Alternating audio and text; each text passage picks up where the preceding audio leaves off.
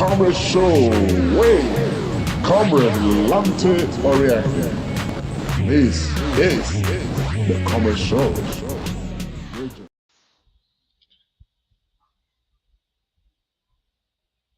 Yes. Good morning, good afternoon, good evening, wherever you are watching us in the world. You are welcome to your favorite Sunday show, the Comrade and Friends, a segment of the Comrade Show. We are happy to have you with us today. I want to apologize. Just as we were coming on air a while ago, we had some audio issues which our technical team needed to sort out. So, but it's a good thing we are here now, and we're happy to have you this last Sunday of the month of September, 25th day of this month. And it's a good thing that we are all here, hale and hearty, and you are welcome to the show. So, without much ado, I just want to quickly bring on board the musketeers of the Comrade Show. First, I want to introduce my brother, obedient Comrade Austin Iremira. Austin, greet our people. Thank you so much, obedient Dr. Tony Agbons. It's always a pleasure to be in your company. And to our viewers, I say good morning, good afternoon, and good evening wherever you are. You are welcome to your darling program, The Comrade and Friends, a segment of the Comrade Show. Today being the 25th of September 2022, I welcome una cacabolically. Stay tuned and enjoy. Remember the deal. Share. Thank you, our obedient comrade pharmacist Austin Iremira. This is the man that nicknamed this program the Sunday Tonic. Yeah, welcome, my brother. I also have in the house, right in the studio here, the comrade CNC himself, obedient comrade Lante Bonsa Oriaki, GCOO, is right here with us. The GCOO, greet our people. Thank you so much, sir. Obedient comrade Tony Agbons. Yes, rightly put, GCOO, Grand Commander of the Order of Obedience. Thank you so much, my people, Nigerians across the world. Top of the moment to you all. It is the Comrade Show and it is the Comrade and Friends. Please stay with us. You know the drill. Share the broadcast. It's going to be exciting. This is power-packed broadcast. Thank you so much. Over to you, Dr. Agbons. Oh yes, the GCOO himself, Grand Commander of the Order of Obedience, because you don't take for this local government of obediency. So it's a very good title you have there. So our people, we are here today. Show promises to be very explosive. So don't touch that die. Instead, share this broadcast on YouTube, on Facebook, all our social media handles. Share it so that others can enjoy what you are going to enjoy today. We are here to, keep, pushing at the narrative for good governance in our dear country, Nigeria, and in the world at large. So you are welcome on board. Today we'll be looking at the topic which we have entitled the many implications of the Abuja rally for Peter Obi. The Obi Dati movement is sweeping across Nigeria like no other. And yesterday, Abuja was agog. Abuja was locked down for obedience. And those that said the obedient movement is only on social media, I think what happened in Abuja yesterday blew everybody away. We have seen it in other places, in Oka, in Abakaleke, in Benin, Delta State, everywhere, in Enugu, and that of Abuja yesterday was something. So we're going to be looking at it. We're going to be looking at the implication of that rally yesterday. Somebody have said, was it a confirmation that indeed Peter Gregory Obi would be sworn in as president on May 29th, 2023. So we'll be discussing all those things. So we'll also be looking at some other issues which we will unfold later. So very quickly, I want to bring my brother, obedient comrade Iremira. What is your initial analysis, very briefly, my brother, on the Abuja rally yesterday? Thank you so much, obedient Dr. Tony Agbons. I would say yesterday's rally, my just one-liner, is a sign of satisfaction and confirmation that 2023, by the grace of God, February 2023, we would have the Obi Dati movement installed as victors, and by the grace of God, May 29, 2023, they too will be president and vice president. Yesterday's rally was unique. It's a clear testament to the fact that everybody has seen the light. Satisfaction and confirmation of those tickets will be my immediate reaction. Satisfaction and confirmation. Obedient Comrade Lamte Bonsa Oriahi, your initial take on the mega Abuja rally yesterday. Yeah, thank you very much, Dr. Obedient Dr. Tony Agbons. I will agree holistically with obedient pharmacist Remira. More than that, I would say that everything about that rally yesterday rekindled my hope that this movement is not a child's play, and that Peter the Rock would surely go to Aso Rock. And so that hope is very high. That hope is a strong belief that when ordinary people come together, extraordinary things will happen. And that's what's going to happen in 2023. That's my initial take. When ordinary people come together, extraordinary things happen. Comrade Obedient Comrade Remira, I'm coming to you now. Yesterday, what made that Abuja rally so unique? And we are going to put out some visuals now so that people will see exactly what we are talking about. We are not just making this up. What made that rally yesterday is that Abuja, as we know it, is a cosmopolitan town. People from every part of Nigeria live there. People from across different political parties are there. And for such an organic movement yesterday. And a major high point was a couple who just got married on their way to their reception. They joined they joined the rally. What do you have to say, Comrade Remira? Thank you so much, Dr. Tony Agbons. I think first thing I want to establish, like you said, Abuja is a no man's land with its diverse nature. The mammoth crowd yesterday speaks volume. And remember, Obi and Dati, they know they give shishi. So that crowd was not bought. That was generic.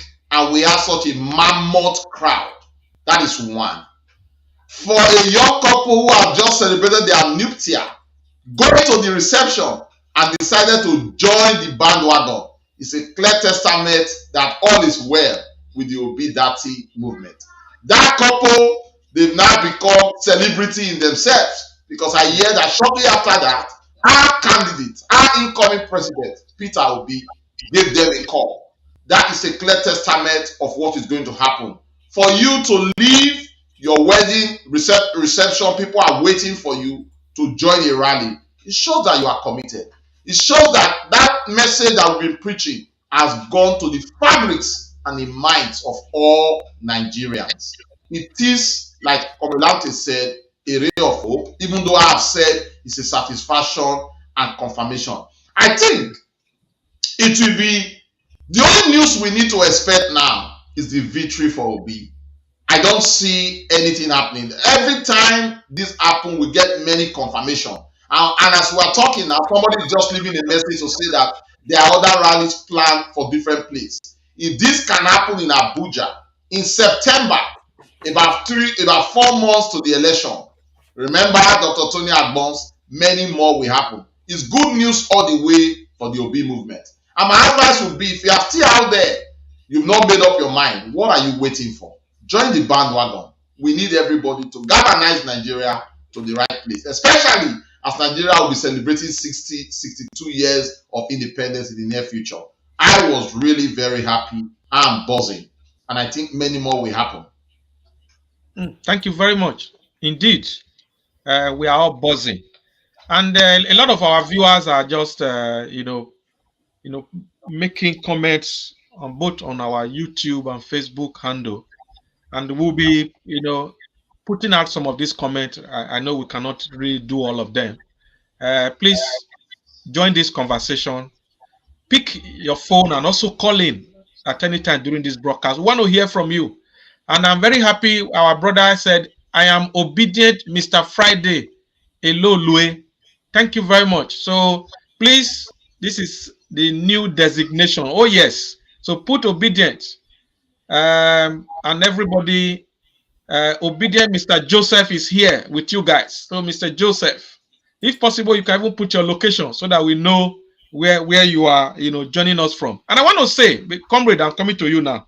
We've had these rallies in Enugu, in Edo, in Delta, in Plateau, in Niger, in Imo, in Anambra, in Akwa Ibom, in Cross River, so many states. And many more are coming, as you can see on this poster here. Many more are coming on Saturday.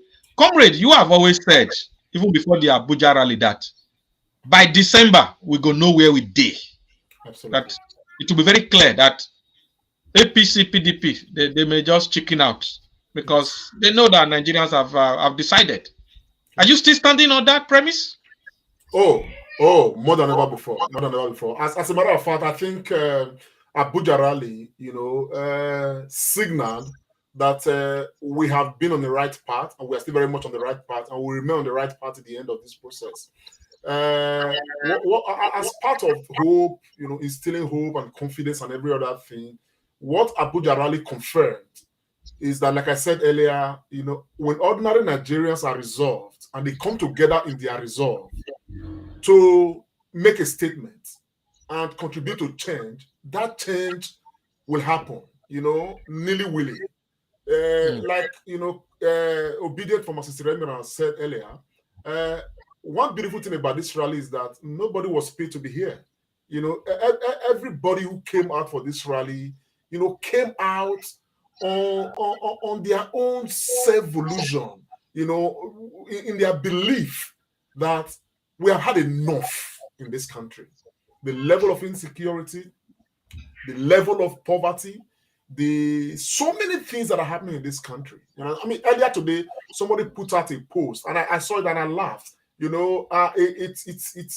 was a bit, ironic, but it's very metaphoric in itself. And the person says, and I put it there, he said, stop misinforming the public because of your hatred for Buhari and APC.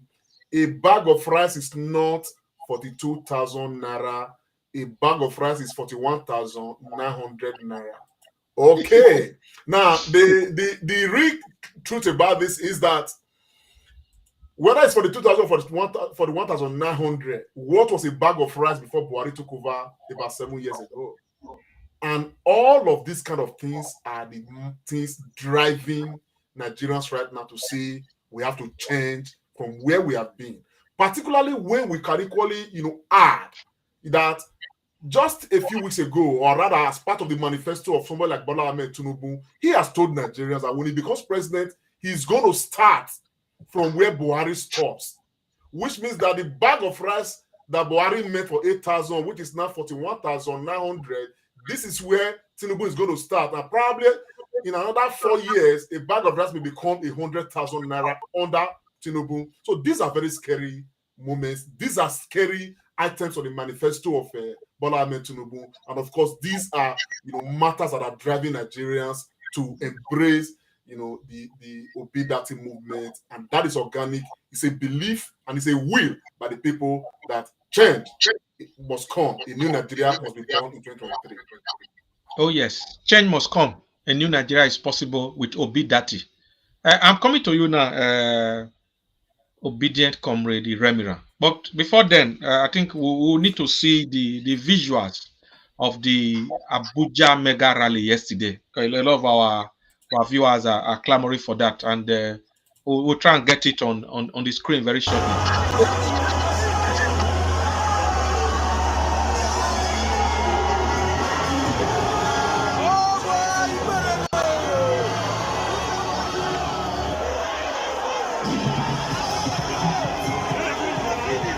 I'll stop now, and I'll find another vintage position to keep you, my viewers, enjoying the obedience. Yeah, man, let's see you. So apologies, we'll get that the video, the screen, no visuals was coming out of there. We'll get that across. Oh man, we dey press their neck for Abuja. 4 people tweeting in a room in the city of Abuja. Oh boy, yeah. Obi for life.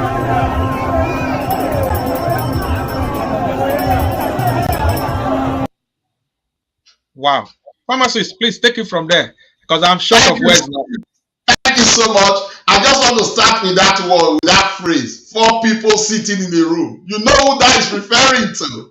I think I like what that guy said. Apparently talking to the APC stalwart, former governor of Edo State, Adams Oshomole, who mentioned some time past that the Obi movement is just a group of computer boys, about 4 in a room, playing with different stuff and manipulating human beings. But yesterday was a clear confirmation that that is a lie and that these people are real and they were on ground. 4 people sitting in a room. I also want to say and to commend Comrade Show for this initiative. Almost everybody on the program today is now putting obedience before their name. And I believe before long, this will be a household thing and it will be done in Nigeria until the election in February 2023. Also, too, one of our top fans, Kanu Okoro, has said that it was not just only the Abuja rally, there was a massive rally in Kwara State. So I don't know if we have that video as well. He left a message on that. But overall, this is very encouraging. Nigeria needs it. You said, I think we said, come 2023, everybody will become obedient. I think no. I think we are obedient already. I think obedience and obedience and that movement is imminent. It's come and it's here with us already. I am really happy that Nigerians have taken their destiny in their hands and we are ready to set the tables on fire. So that come 2023, that bag of rice that is 42,000 will come to half, or if not where it was before. And Governor Peter, President Peter Obi has said it clearly that production. Point of correction, sir. Obedient comrade from Assistant Remira. A bag of rice is not 42,000 naira. It is just 41,900. Oh, okay. Thank you so much. Let me add to that. The reason we are saying this is that so that it is 41,900. Because if you say it's 42, you are giving the president Muhammadu Buhari. You are saying bad of him. You understand? We don't want to do that. Yes. Thank you so much, my brother, obedient comrade, for correcting me. It's actually 41,900. I believe by the time Peter Obi sits on the saddle, that price will come down. I want to come down very, very rapidly. Dr. Tony Agbons, I think all of us should be happy with what is happening now. I am really happy that everybody is now coming to the realization that Nigeria is for all of us and all hands must be on deck. The issue that Peter Obi movement is out there is no longer, it's not a dream now, it's a reality.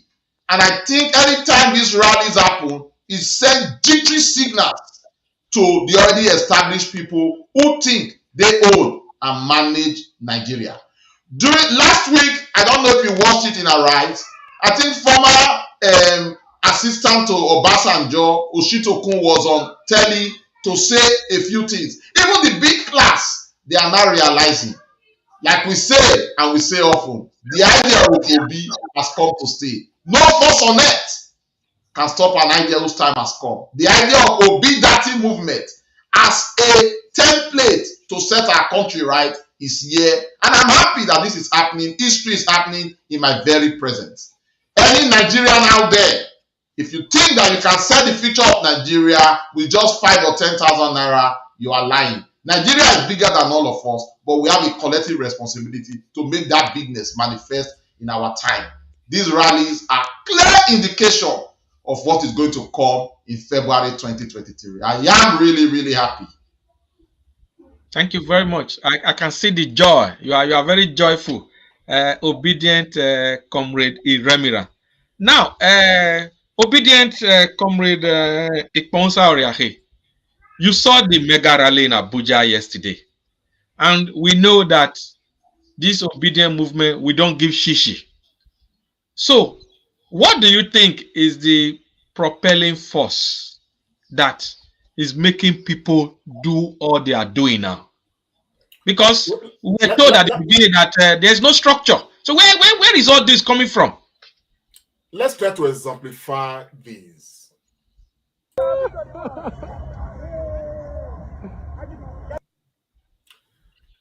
That's the young man, we referred to earlier, who was leaving his marriage, apparently left the reception to join the rally at Abuja. I think it's everything we'll be talking about, underscores the very point and the energy Nigerians are having.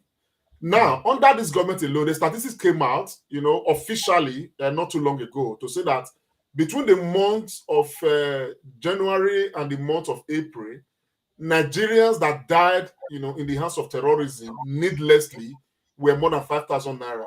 I mean, as the official statistic would quote, more than 5,000 Nigerians.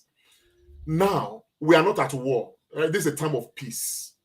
Okay, that is happening. Now in Edo State, where I'm very familiar with, in local governments like Orion, people no longer go to their farms. As we speak right now, things are becoming very expensive because farmers did not farm in the last, farming season, because a lot of people, went to their farms, and of course, many of them met their end in the hands of terrorists. Many of them were maimed, and what that sent across the entire Ovia Northeast local government, the entire Orion, the entire Uhode, the entire everywhere all over Edo State, was that our farms are no longer safe.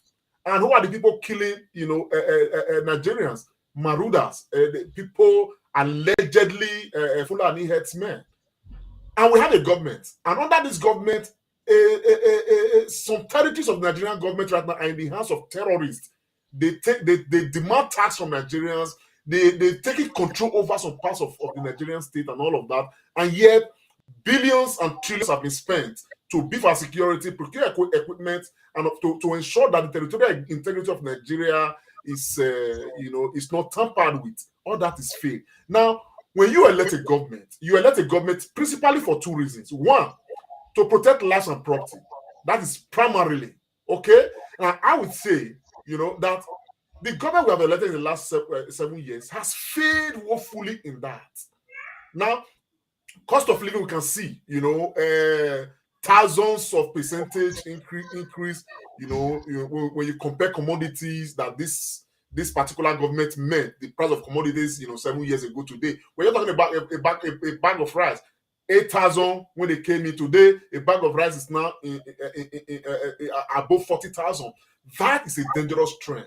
And to hear that a particular candidate under the same ruling party has said that he's going to continue from where this one will stop is enough fright for all of us. So when you put all of these things in place, now another matter is this: our educational infrastructure is right now zero. Nearly 1 year now, or nearly a whole session, universities are not, students are not in school. The tertiary institution has been paralyzed, and the danger of this, people may not see it. People are retiring every year. People are getting promoted every year. Every year, you need to, refill the engine, the production engine of government. And yet, as we speak right now, a vacuum is created. There are no graduates in the last 1 or 2 sections. You understand what I'm saying now? That will fill into, that will fill these positions. And at the end of the day, while the universities are not graduating children, the younger ones who are writing jam right now, they have no space to enter. So there's already a serious, case with the tertiary institutions. And who is responsible? The government of the day. What is ASU demanding? Not more than 5 billion naira. And yet, EFCC is reporting to us on a daily basis that people under this government are stealing as much as 400 billion naira. 500 billion naira. And there are members of National Assembly, in 1 year, they get more than what the entire ASU is looking for. So at the end of the day, the injustice, the nonchalance, the nepotism under this government is all put together that is dragging Nigerians, out like this to make this movement organic. And Nigerians want that we can have can only be possible with Peter Gregory Obi. These are just part of a few things that we can mention right now, sir. Thank you very much. You said a lot there, obedient comrade Oriahi. Now I'm coming to you, obedient pharmacist Remira. People are saying not be just to do rally. It is not by rally. That is what the opposition are saying now. So, going forward, campaigns is going to begin in the next 3 days. On Wednesday, official campaign will begin. So, comrade, obedient comrade Remira, what will you suggest that the obedient movement, really do? And some people are also saying that most of the rallies have been in the southern part of Nigeria. How about the north? So, what do you think is the way forward? Thank you so much for that question. I think when the hurricane is coming and you don't want it, every action that the hurricane does will be questioned. When this movement first started, it was all about structure. At the moment, it's no longer structure anymore. These human beings that were hitherto domicile online have become physical, and now they are questioning how physical we are. So as things begin to unfold, members of the ruling class who doesn't want to see the Obi movement and Nigeria become Nigeria would always at every point ask questions. So I will appeal to the movement and to our candidates Obi and Dati to remain focused and outline everything and marshal them out very well. At this point, rallies is the only way to go. Those people involved, the other big parties, will also be doing their rally as well. Because rallies is the only way to create awareness and to let people know that something is going on. The rallies will not only be in big cities, they will happen in villages, they will happen in market square, they will happen in family discussions as well. So I think that should be intensified. And then something very important we talked about. It is alleged that Obi is just the candidate for the South, but that is wrong. Obi is truly the candidate for the entire Nigeria. And his running mate is from the northern part of Nigeria as well. So going forward, I want to see more rallies happen in the northern states. Like one of our viewers said just now, there was a big rally that happened in Kwara State. I also know from the grapevine that lots of internal discussions are happening. We also saw, I don't know if we have the video, where Obi and Dati visited one of the monarchs in the north. So I think there is a subtle approach that is happening because the floodgate of campaign has not been opened. In two or 3 days time when it's open, I think there will be massive rallies here and there. Campaign would have opened. I also want to say that it's always said campaign and rallies are not enough. Words of mouth is very important. As we begin to become conscientized and blend into the Obi movement, word of mouth is very important. I will appeal to all obedient people. Talk to your friends, talk to your family members, begin to influence things in your own little way. And we should take away politics. Dr. Tony Agbons, in rare sense, if Nigerians are truly concerned for change, Obi does not need to campaign. In the rare sense, because the failure of the government is already campaigning for us. But like you know, some Nigerians want to eat their future today and think that God will give them another future for tomorrow. In the right sense, really, Obi should just be accepted and given it. Because the failure of the government is evident in all spheres. Are you talking of the opposition PDP? They don't appear to be credible.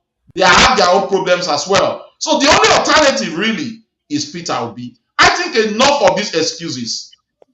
What the movement is doing, they should intensify. There should be more. Of course, when the floodlight is open in 2 days' time, the campaigns will be here and there. But Nigerians should stop complaining anymore, except they like what they have now. If they like the situation now, then there is no point saying the obvious. But if they don't, they have an opportunity. I support the rally.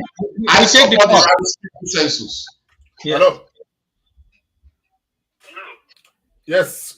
What's your name, sir? Where are you calling from? I'm obedient Dr. Osayeberu Kumbo, calling from Abu Dhabi. I love that, sir. Go ahead, sir.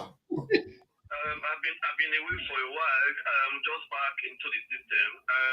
Good to be in the coverage show again. God bless you, sir. Thank you so much. Yeah, you see, you understand the political, the kind of games that the political elite in Nigeria is playing. They get it very well. The funny thing is they try to deflect the reality because they cannot. It's not easy for a boxer to accept the defeat until the fight is fought. So it's just the fight they want to put up. And then again, you must not underrate this old forces. They are always up to something. But however, no matter what they are used to, we succeeded because of the previous apathy of voters, indifference by Nigerians, made their techniques and tactics used to work. But this time around, they see it, they know it, they are afraid.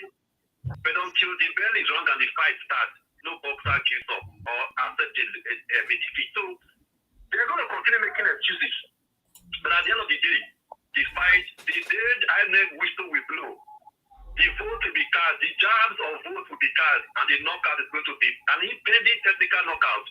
It's going to be a landslide. They don't want to believe it. I'm very sorry that unfortunately some of them will not survive after the election because of the heat they will take. Physical survivors, many of them will go to their sick bed.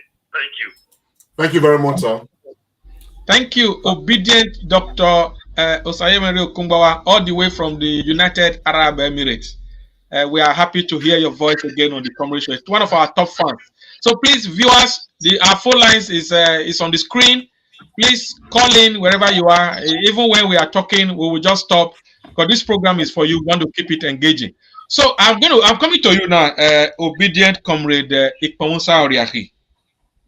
And you were listening to obedient comrade Iremiran just now. The rallies have been going on, but campaign is going to start on Wednesday. So number one, what are your expectations, obedient comrade Oriahi? Then number two, what do you think the feeling is in the north? Because Peter Obi and his deputy, Dati Baba Ahmed, they were at the emir of Kano's palace yesterday for a courtesy visit. I'm going to start with an Aluta song. Freedom come by struggle, freedom come by struggle, freedom come. You see, everybody is not expected to be obedient the very same day. Some people have been obedient since nearly 4 years ago, like some of us. It's exactly what makes us GCOO, Grand Commander of Obedience. There are people who became obedient yesterday. There are others who became obedient a month ago. And believe me, we have so many more people that become obedient even before election day. You understand what I'm saying? That's why this struggle is ongoing. So for the North, I'm not afraid at all. The signs are already very clear that Obi is going to win the northern part of Nigeria the same way he's going to win the southeast. Take my word for it, go and mark it today. The Northerners are already getting baptized into the reality of obedience. They are not just getting baptized because they are seeing the rallies. They are getting baptized because they are part of the sufferings of this nation. They are part, I tell you, bro, there are confirmations right now. People are already saying right here that they bought a bag of rice for 41,900. I can tell you a bag of rice is not cheaper in Kano than it is in Lagos. A bag of rice is not cheaper in Kaduna than it is in Abia. A bag of rice is not cheaper in Bauchi than it is in Edo State. The economy is biting hard on everybody.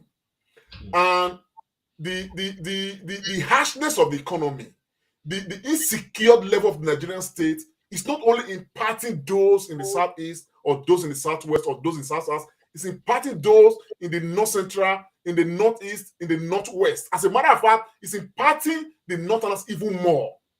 So these are very clear indices that definitely will, baptize the northerners more into the obedience movement. Now, coming to what we should start doing, particularly when officially campaign is going to start, by the grace of God in about 3 days or so. First and foremost, bro, I've always maintained that there is no way. You take this caller first. Yes, I will take this call. Yeah. Hello. Hello. Hello, Yes, sir. What's your name and where are you calling from? this is Comrade Bakare Henry, God bless you, sir. the deputy living ancestor. God bless you, sir. Go ahead, sir. I want to join Comrade Namke to answer that question of what is happening in the north. The question is, did this thing happen in a those states some time ago? And today, many people would like to pretend that they are not for obedience because of being harassed or being treated differently. But they have their plan that most of them are going to vote for Obi because practically everybody is tired of this system. Some of them are working again for everybody. Just like Comrade just said, the price of bag of rice in the north is not different from that of the south, and everybody is suffering the heat. So the northerners, I'm supposed to have watched on social media, on YouTube or different platforms. Most of them are ready to be obedient, and most of them have come out openly without fear or whatsoever that they are obedient. And many of them, I think I can guarantee, nothing less than 40% of the northerners are obedient today. I think that's the promise. Thank you very much, and I really appreciate you all. Have a good day. Thank you, sir. I know Henry Bakare. He's a man who spent a very long time in the north. As a matter of fact, he is a northerner by association, and so he understands, the psychology of the northerners, even more than many of us. But just to get back to what I was saying, what I expect, sir, I've said this time and again. These rallies will not translate into votes if we don't pick up our PVCs. And for the many Nigerians who are embracing these rallies, I want to appeal to everybody, even those joining us live right now on this social media platform. This is not a carnival. This is a serious matter. We are not playing. It may look like, oh, we express joy, we express happiness, but we are not joking. So I want to sound it very clear that for every obedient who has gone ahead to, you want to get this call? Yeah, let's take this call. Yeah. Hello. Yes, sir. What's your name and where are you calling from? Hello, we can hear you, sir. Speak louder a bit. I said, what's your name and where are you calling from?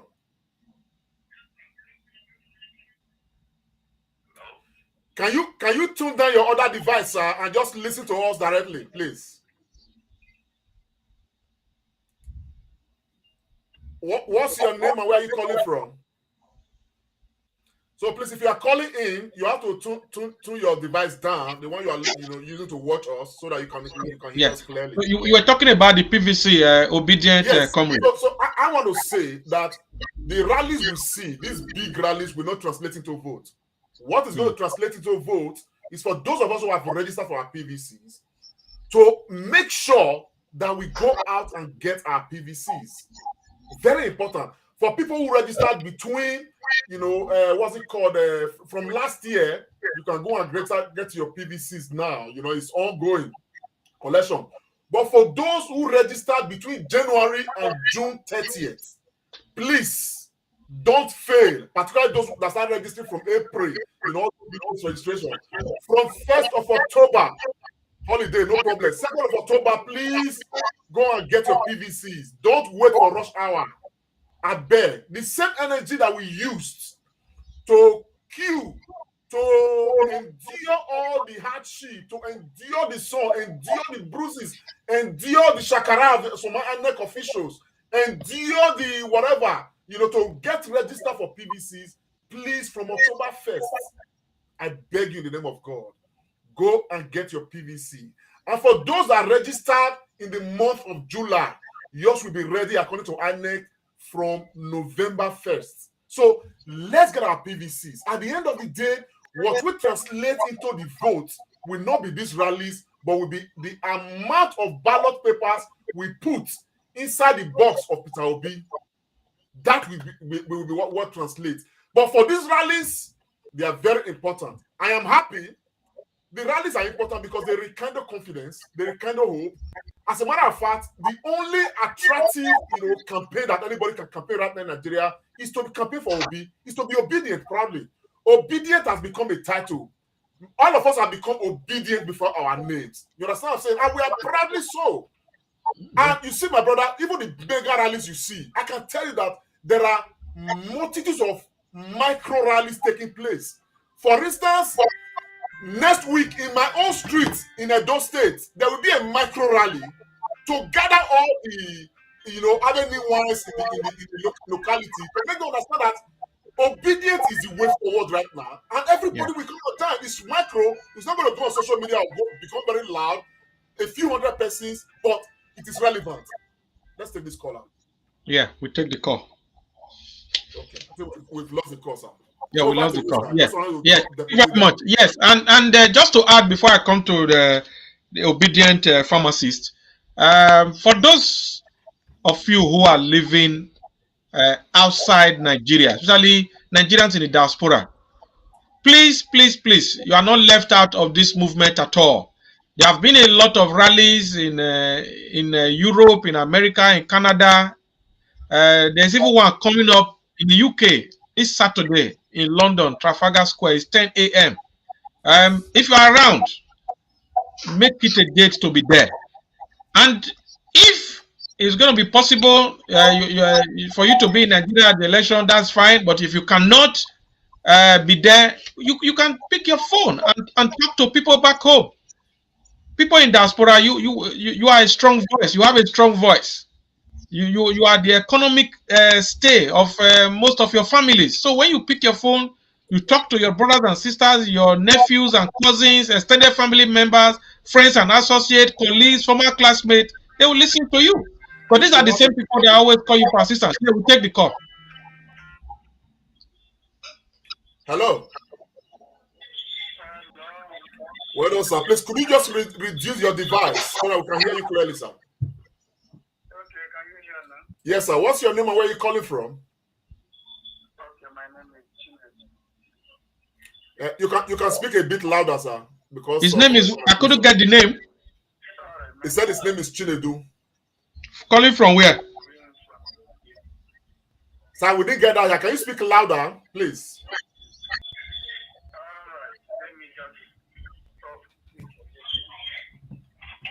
Okay. One second.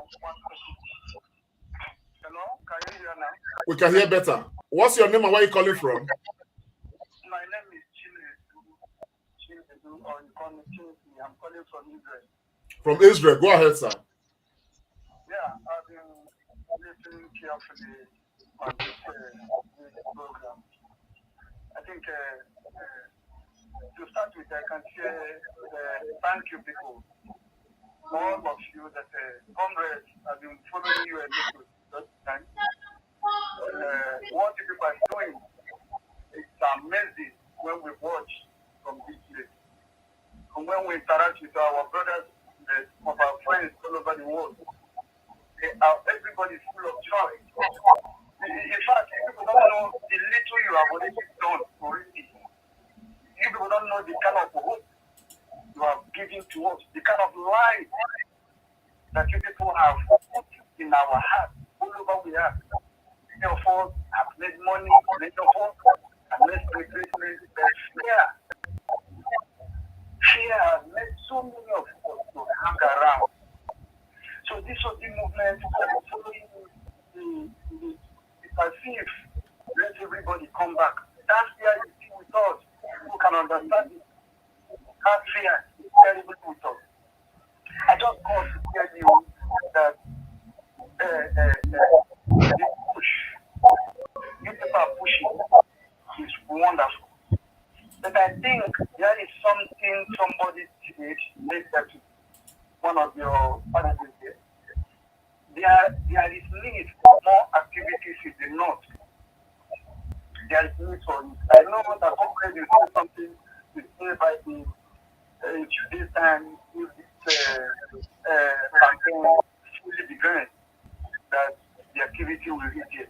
I think please, the people should show us the activity, how it has got fire also there. Those people there, they are saying that they are ignorant. No, ignorant. They are hungry also.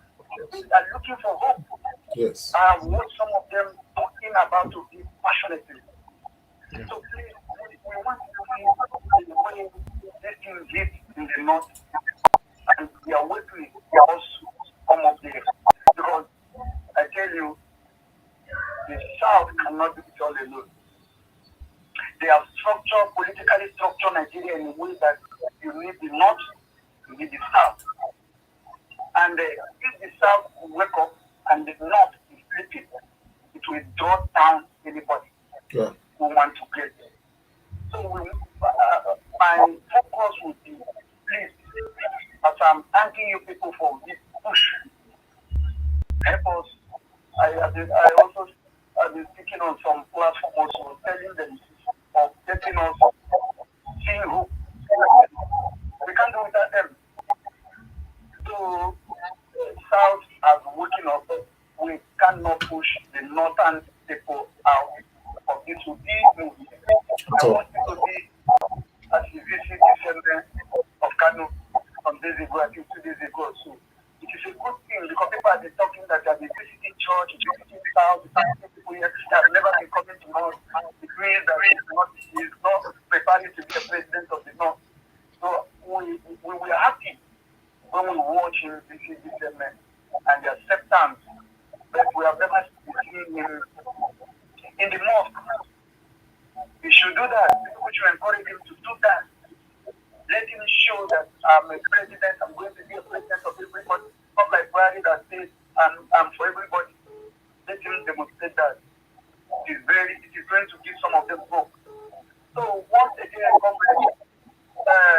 will totally subscribe to this your channel so that I can be able to be following you up. Whatever we can do. We are hungry, brother. There is no place like home. I can tell you that. Of course. No place like home. We want to be part of our home. Thank you very much, our brother, Mr. Chinedu. Thank you. All right, Uncle Chinedu, thank you so very much.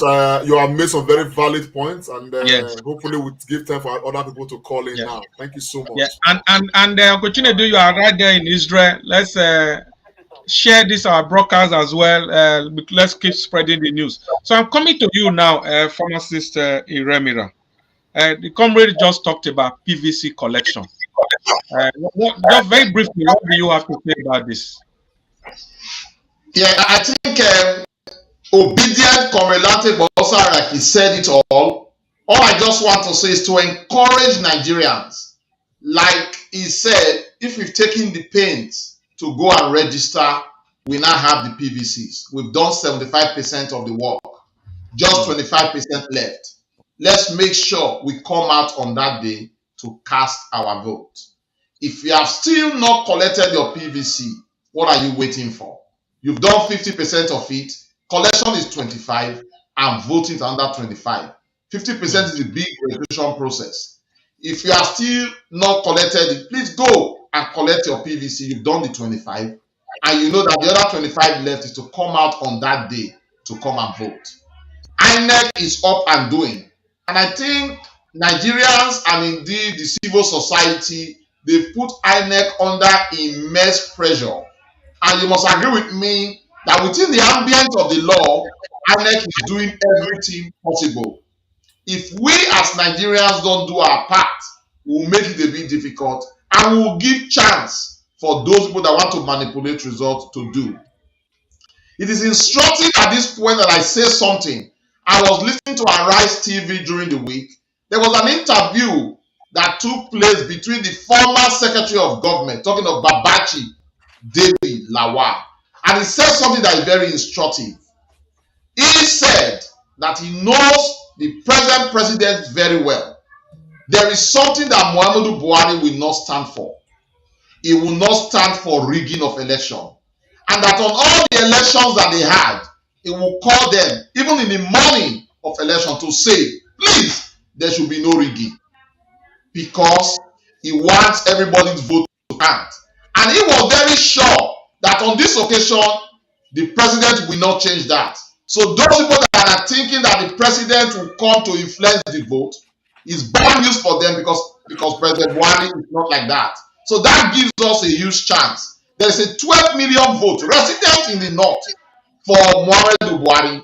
Unfortunately, and fortunately for us and for Nigerians, Muhammadu Buhari is not a candidate for this election. So that 12 million vote is up for grabs. And I think I can say with confidence that a huge chunk of that, if not more than 10 million, will be coming to Peter Obi and all the many rallies that we've done. So just to support what my comrade, obedient comrade Latif also said, the collection of PVC is very important and is pivotal to the success of Peter Obi come 2023. So I encourage you out there, if you've done the big job, why don't you just do the remaining 25%? Collect your PVC, begin to warm up. And I tell you another thing, when you have that PVC, it sort of gingers you, it encourages you, and the energy, the positive energy will just be going from friends to family and everybody. So please, Nigerians, if you've suffered enough, if you are not happy with this government, you have an opportunity.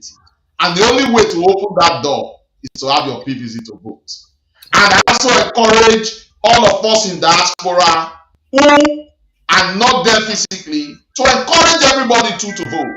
And it is something to say, just before we take that call, Henry Bakari made something very important to say that immigration is not renewing expired passports for those residents abroad. So if they are depriving us because we don't want us to go, we have to use our influence, which is economical. So let's take the call. Hello. Yeah, please, could you turn down your device a bit?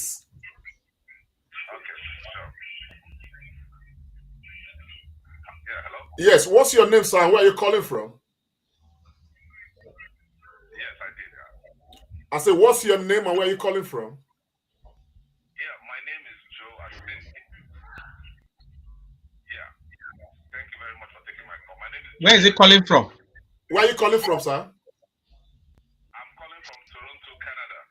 Go ahead, sir, Mr. Joe.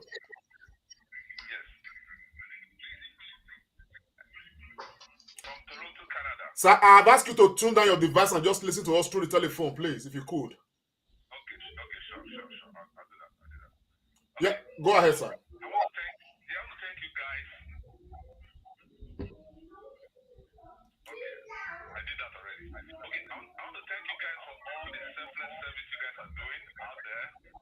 Comrade Ibosa, God bless you. You're doing a wonderful job. Very, very selfless. And all the other comrades there and the ones that have called online before. I know very well, I've seen the rallies in Abuja and in the south everywhere, and I'm so convinced that Obi, that ticket will make it 2023. But my only concern is the people we are fighting against are very powerful people. These who have won election in the past from 1999 to date by either rigging or by vote buying.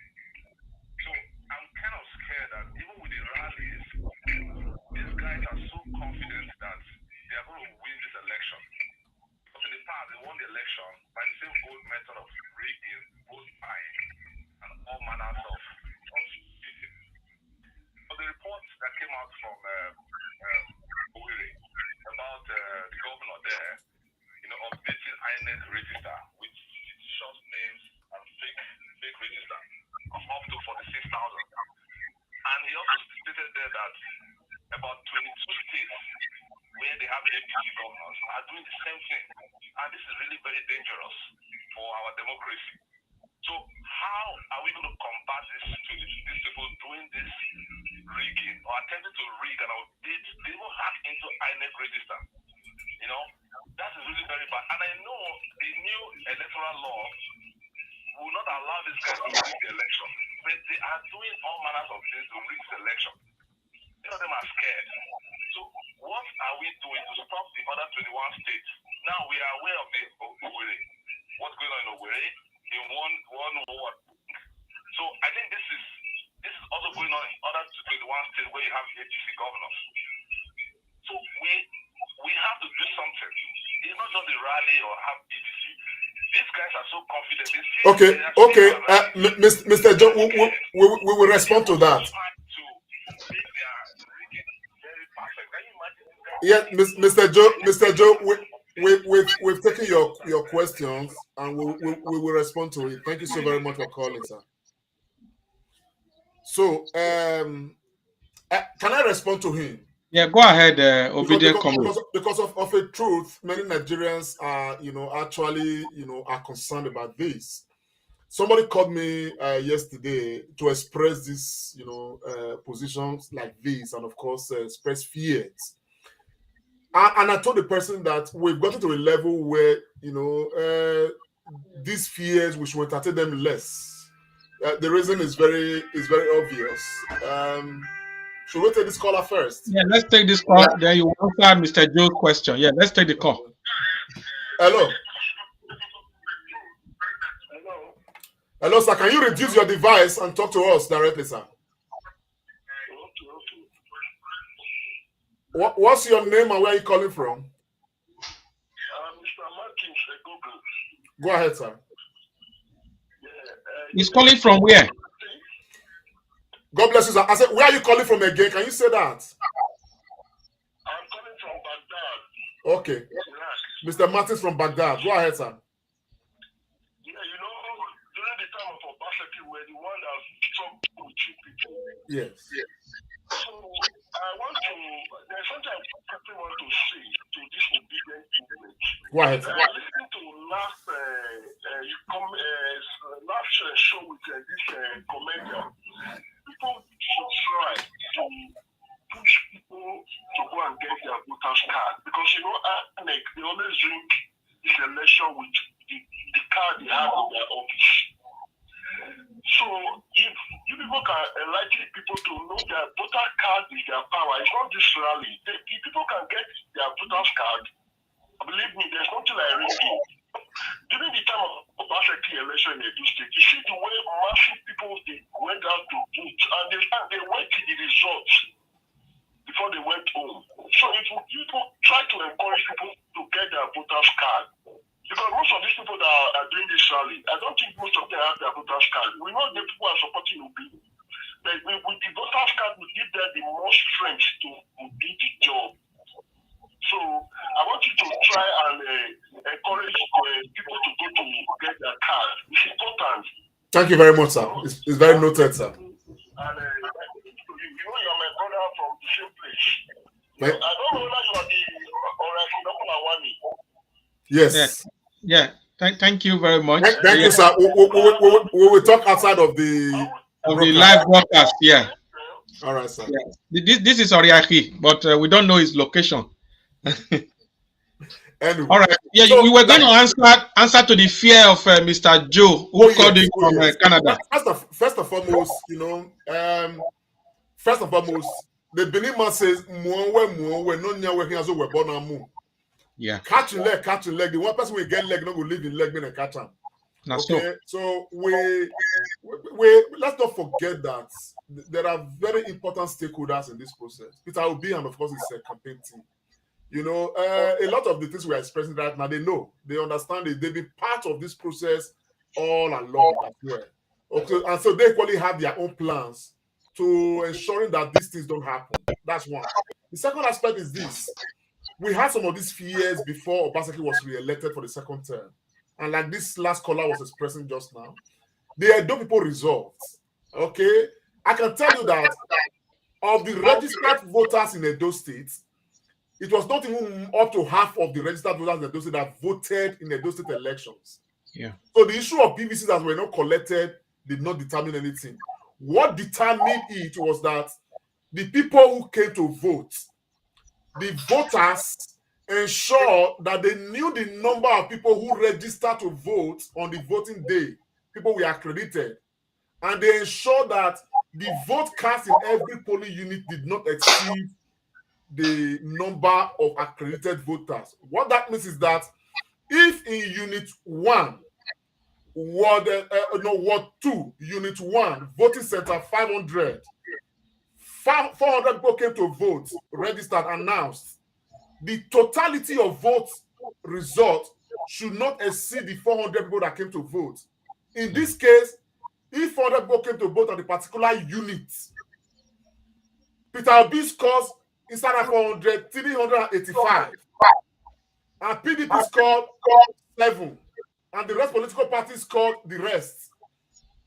Tally everything together, it should not exceed the 400 that were accredited to vote. And that is the information that Nigerians now have. That even if there are 1,000 numbers of PVCs not collected, we are not interested. We will push and make the case that people should collect their PVCs. Then we'll make the case further that, and that's what we already made to INEC. We want to know all the polling units across this country. And everybody voting in every polling unit they want to vote, okay, they will become police of these elections by themselves. And all of these things Nigerians already know. So even Nigerians who are coming out right now, trooping out, myself who is stressing myself out to ensure that we do the right thing, none of us go forehand now. Catch my leg. I'm not going to leave my leg where you catch now. So at the end of the day, we are all going to police these elections. And the result that will be declared will be the totality of the result of Nigerians that came out to vote. The ones who will not vote, no problem. If there are 1 million registered people, 500,000 collected their PVCs, and 200,000 came to vote, the result will be over 200,000 that came to vote. And in that 200,000 that came to vote, we are pushing that Obi should get at least 190,000 in that 200,000 that came to vote. And that is it. So the rest will not vote when they not collect. It's not our business. So anybody trying to rig with the ones when they not vote or when they not collect, well, maybe they not call that result for heaven. But the one who want to come for Nigeria, now people when vote, are over the people will come out, come vote, and the result will be get for the election. So that would be the case. Less entertain, less fears. Yeah, thank you very much. I want to, encourage our people. Please fear not. Like the comrade Oyaki have just said, everybody's eyes on the ball. The Labour Party eye on the ball. Everybody is watching. Our democracy in Nigeria now is 23 years old. So everybody is wiser now, and we have seen what happened in Edo State election, in Anambra State election, Osun State election, and all that. So people are not stupid; they will keep their eye down, and that is why we have the BVAS. We talked about this last week. It's called the bimodal voters accreditation system. So if you are not accredited, you cannot vote, and your number will not be validated. So there is nothing to fear.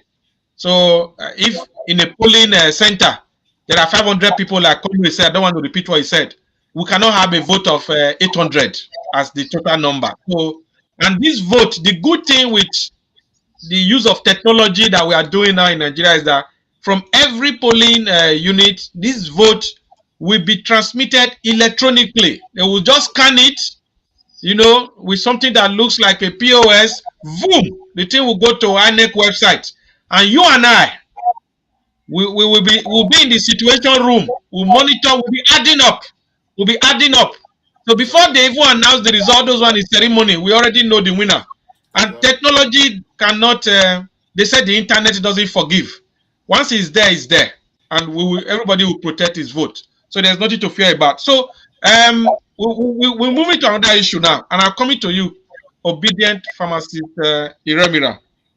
The PDP, we know that we are obedient, but we cannot close our eye to what is happening in our environment. What is going on there? We saw the Rivers State governor, a major stakeholder in the PDP, this week. All the top television stations in Nigeria, some top journalists from AIT, NTA, TVC, and channels. I was surprised that Arise was not there. Maybe the chairs were not enough. Obedient pharmacist Iremira. Governor Nyesom Wiki said so many things, but I want you to just very briefly. What do you say to all this? Thank you so much, obedient Dr. Tony Agbons. I was just laughing as we were introducing the topic. The table in PDP is no longer shaking, is broken. The cards are crumbling. The house is on fire. And the center can no longer hold. The outburst of Governor Nyesom Wiki and that media chat finally nailed the coffee. I want to say, with all permission from two of you present here, I think The governor of Rivers State is our obedient in diaspora. He is just knocking on the door. That man is seriously carried.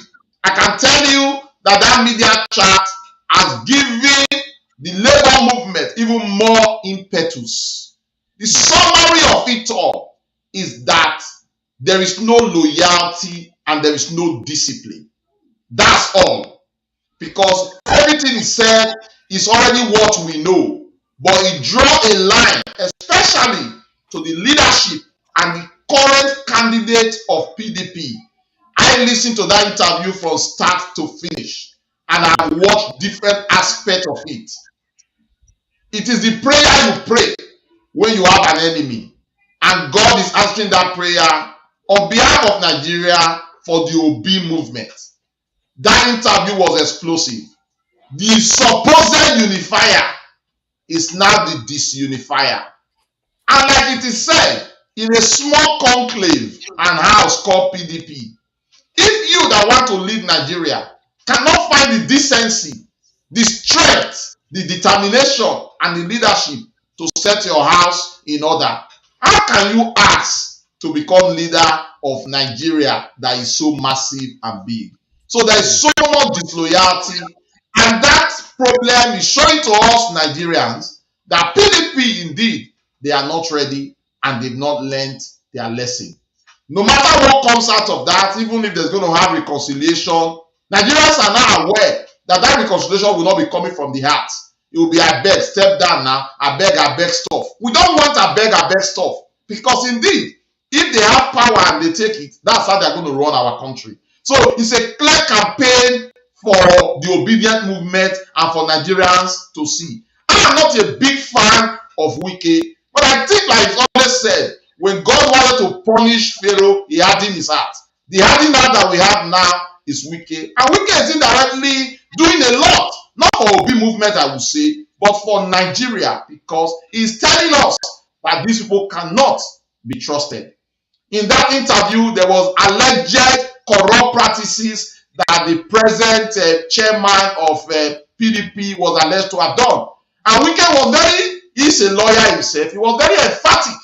And he said, if you need more details, I will quote it. There's I don't know the amount of millions that was paid to somebody in Lagos, the supposed chairman of PDP. Come on, my dear obedient. Come on, my dear comrade. We mustn't give power to these people. They are indeed not serious. So, God, Wiki, please continue your outburst. I want the media house to begin to talk to Wiki so that we can get more of this.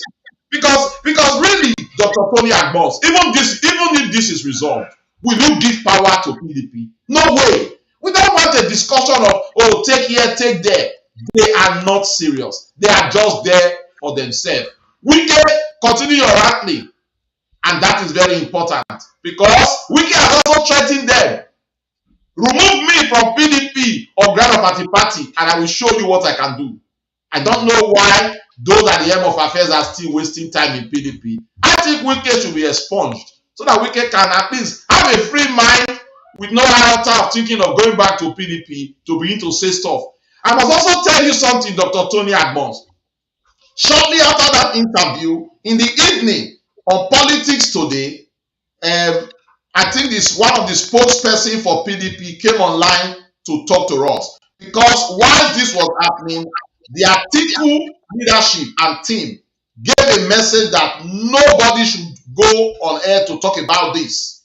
But because that wicked media chat was very, very effective and it delivered the true nature of it, they had to rush somebody to come to the TV to talk to us. And if you listen to that interview, it was wishy-wishy. You are just trying to defend the defenseless. PDP, they are not prepared. There is no unifier there. And I want to thank Wiki for finding time to do that, or finding the courage. Wiki is not just doing this alone. He's being led on the spirit of the Most High. Thank you very much. Very acerbic and cerebral deposition there from our, enigma in the house here. The one and only obedient comrade, Austin Iremira. Thank you very much. I was just laughing as you were saying, comrade. the unifier. That is the nickname of the presidential candidate of the People's Democratic Party. But I think there is fire on the mountain. I don't know what you see of this matter. Please take the mic. You are muted. Those the gods want to kill. The first make man. Mm. Is that Wole Soyinka or Larotimi? I think that's Larotimi. Mm. Go on, sir. Now, you know, the Benin says,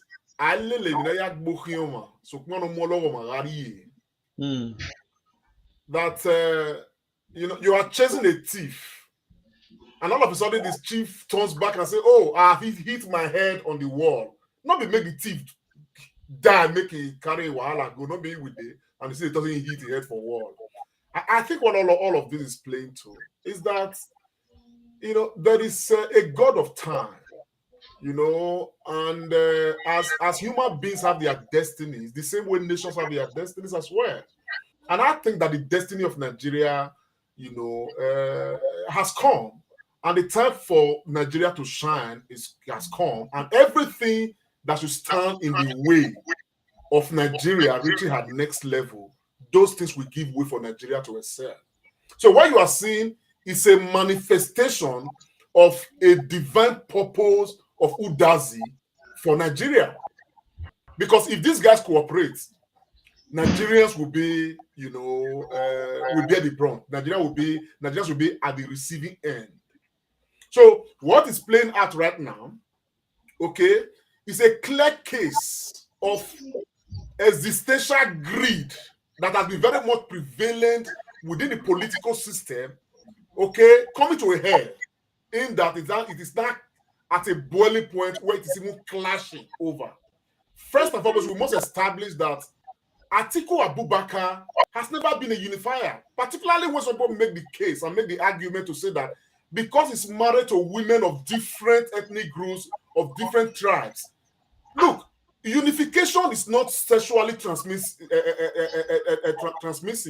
You cannot be a unifier because you are sexually immoral or because you are, you know, sexually generous, as the case may be, or whichever way anybody is going to, you know, describe it. There is no unification that is based on sexual transmission. The act of unification is a deliberate act, and it's an act not just, you don't study it, it's an inborn act. It's an act that nature, you know, embodies you with. The only unifier we have on the ground is Peter Gregory Obi. Now let's take a look. Give me an example of a man who became a political leader, a governor for that matter, who left office and never took gratuity, never took pension, and is not being paid any of those fat benefits that ex-governors, you know, benefit from their states. The only man that we can verify who doesn't take that thing from his own state is Peter Obi. And the only reason why he doesn't do that is because he believes that that particular agenda is immoral, is fraudulent, and is a deliberate attempt to perpetually keep Nigeria under, and he doesn't want to fall under that kind of arrangement. So everything we have seen about Peter Obi is in true sense is what we can call the readiness to unify people, to unify a nation. Talk about his contributions towards the growth of education, his commitment to educational purposes and every other thing. He went to a place, what's it called, Mbaka's church, and he was asked to make a donation under pressure, millions present. And the man said, "Father, show me a project I will donate to," because he's allergic to giving money away just like that. There should be a project. Money should account for something. So what you are seeing with Wiki, I don't sympathize with Wiki at all.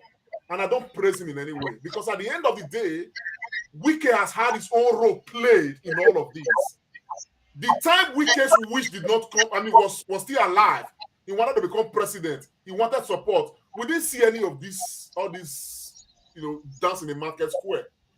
Now, you did not get your presidential bid. they play the fast one on you.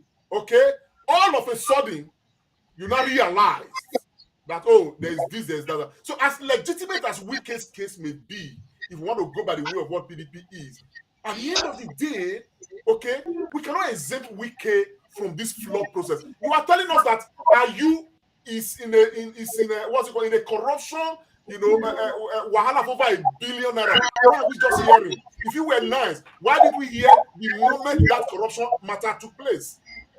Now you want to play to your favor, we must not hear. Because Wike, for many of us who are Edo people, we describe people like this as Manuselu. Nay, again, Yeah, I think we are getting a phone call there. Yes. Okay, let's take the call. Yeah. Hello. Okpanuselu, that's a very funny one. You, sir. What's your name and where are you calling from? Hello, what's your name, sir? Where are you calling from?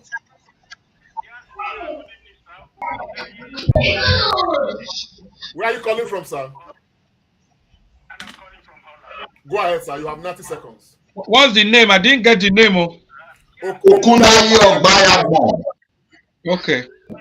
Go ahead, sir. We can hear you now. Okay, thank you so much. Yeah, I've been listening to you guys, all day, and I've been enjoying the conversation. Particularly, with regards to Wiki, the saga, Rockstream, and the PDP. I've really enjoyed that, to be honest. But I also want to refer to what Governor Obasake was saying during the week, and possibly you guys take on that. Somehow, I'm beginning to have the feeling that Governor Obasake is obedient, whether morally, spiritually, or mentally. And even though perhaps, if I have to use this word, quote unquote, he's still in the closet, he isn't out in the open yet. Why we are still waiting on that? Because I have had this conversation with a few guys that in his fourth missionary journey, it was clear where he stood. And what he said during the week is his second missionary journey. And we are expecting his third missionary journey. And I'm very much of the opinion that when he embark on that third missionary journey, is going to be converted. And the story of Paul in the Bible tells us about this kind of missionary journey. So we are just expecting on when Governor Obasake, I'm sorry, to come out in the open and tell us where he really belongs as far as this campaign and this journey is concerned. And like I said, please, if you guys, I just want to hear you guys take on this issue with regards to Obasake as it is at the moment. Thank you for taking my call. Thank you very much, sir. Thank you. We address that question of the second, according to this caller from Holland, Mr. Kundaye. I think Obasake's second missionary journey is using a BK and CROK. It's the third missionary journey. Yes, because Obasake have said something. I think we'll come to that very shortly. So, Comrade, I want you to finish what you were saying now. What I'm saying, just very briefly, what I'm saying is that good riddance to bad rubbish. Whatever is happening in PDP, to the glory of God, it's all going to play to the benefit of the obedient arrangement. I have not exonerated Wiki. He's part of the same issues. And to say that what's his name, former Vice President Atiku Abubakar is a unifier is a big lie from the pit of hell. It's not a unifier. And of course, what is happening in PDP right now, as rightly put by obedient pharmacist, comrade pharmacist Remy Ram, if you cannot unify your own parties in Nigeria, you want to unify. We have so much division in this country right now. So much warring fractions, so much issues dividing Nigeria. Definitely, what is playing out the PDP clearly states that a man like Atiku Abubakar is only coming for one singular idea, to come and privatize Nigeria and put the bulk of the money in his pocket, as we have seen previously, and we have evidence to prove that when he was vice president of Obasanjo. So therefore, the only man on the field, like I will reiterate, that is a unifier, a man who has proven time and again that is a man ready to bring this country together, and of course, to put the people's money in the people's pocket, not in the hands of a few people, a few less than 1%, that have defrauded the entire country dry. And of course, to redirect and give a new birth to this country. And that is Peter Gregory Obi. We must not miss that. And he's the true unifier, he's the true patriot, and he's the true man to lead Nigeria to its destination, at least to a starting point. God bless Thank you very much. Thank you very much, obedient comrade Iponsa Oriahi. I'm just coming to you. I wanted to go to the APC because we just finished talking about the PDP. I wanted to go to the APC. But before we go there, a caller just spoke about the speech that Governor Obasake made this week at a program. I don't know if you have listened to that address, very short one that the governor of Edo State made. Any reaction to that, comrade pharmacist Remira? Yeah, thank you so much, Dr. Tony Agbons. I think I saw it, but just to say that Anthony Ajibola Mori, all the way from Germany, has written something very apt, that Governor Gordon Obasake and the Deputy Governor Philip Shaibu are already spiritually obedient for a long time. I just want to add to that I believe in the course of time, they have no choice but to come from the spiritual sphere and come and become physically obedient. Anybody that means well for Nigeria has no choice. I also want to say that when Obi becomes president and Dati becomes VP, we are going to see a swathe of many of these governors defecting to the Labour Party. They have no choice. If Governor Obasake is just waking up from his dream to think that it's time to join the Labour movement, I think he woke up very wrong. But there's never too late. Anything to support and make us swear is good. Governor Gordon Obasake, jump on the bandwagon and become truly obedient if you want Nigeria to be liberated. Thank you very much. Can I have a take on this? You want to add a little take? Go ahead, sir. First of all, I don't want to speak to the position of Governor Obasake because I cannot say whether he's obedient or not. As far as I know, Obasake is still a PDP member. We don't want people hiding to be obedient. If you're obedient, you're obedient. Don't hide to be obedient. You understand the picture of what I'm saying now? Probably that's a challenge to all those who are hiding. It's part of what the immorality in our political sphere, where people, openly say this is what they are, and behind the doors they are doing something else. Such immorality should stop. People who are obedient should be obedient. But again, it's important we put this in retrospect. We put this in perspective that we need to give proper definition to obedience. It's not just about Peter Obi, really. Obedience today has been redefined by Nigerian people. And what's the definition of obedience? Obedience. If you don't want and you don't like the kind of political subjugation we have been under, you don't like the kind of maladministration we have been under, you don't like the rate of insecurity we have been under, you don't like the wickedness, the nepotistic wickedness that we have been under in this country, you don't like the corruption level that we have been under in this country, you don't like the way Nigeria is being submerged into a web of no return, into a ditch of no return. You don't like the way the ship of Nigerian state just now is heading towards the iceberg. As a matter of fact, it's now within the circles of the iceberg and it's heading for the rocks and it's going to crash everybody. You naturally, instinctively become obedient because you want a just society, an equitable society, a fair society, a society where you can aspire to be a human being, a society where you can feed at least, a society where the cost of living will not be drowning you. You will naturally be obedient. And anybody who is not like you become enemy of the state. So we have two people in Nigeria. You are either obedient or you are enemy of the state, enemy of Nigeria. Clear. So you tell me where you are. As for me and my household, we are obedient. You tell me where you belong. Okay. You want to take this call, sir? Take the call. Yes, please. Let's go ahead and take the call. Hello. Hello. Good evening. My name is Anthony Ajibola Omoruyi. I'm calling from Germany. God bless you, sir. Go ahead, sir. So, I just want to kind of have my take on the issue of Governor Obasake and obedient situation. For this personally, I think Governor Obasake has been obedient for long. But talking about the point that there is no need for it to be obedient in secret, I think we have to look at the situation and put it in perspective. Governor Obasake, for me, from my own observation, and not the wrong, but he has a very difficult peculiarity, especially when we get to the issue of narrative and what people have been saying and be expecting to do. Because I don't think Governor Obasake is comfortable in PDP, but I think he has to swallow that pride and the pain to remain there, not to give people that are the same. Yes, we said it. We told the people that this guy cannot be trusted.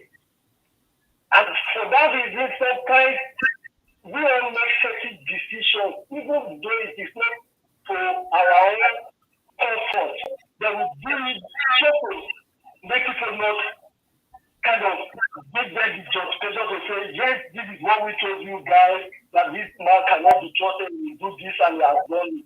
Because if you look at the feed, I really don't see any reason why Obasake would have stayed in PDP and not moved to Labour. Then the situation is a dicey one for him.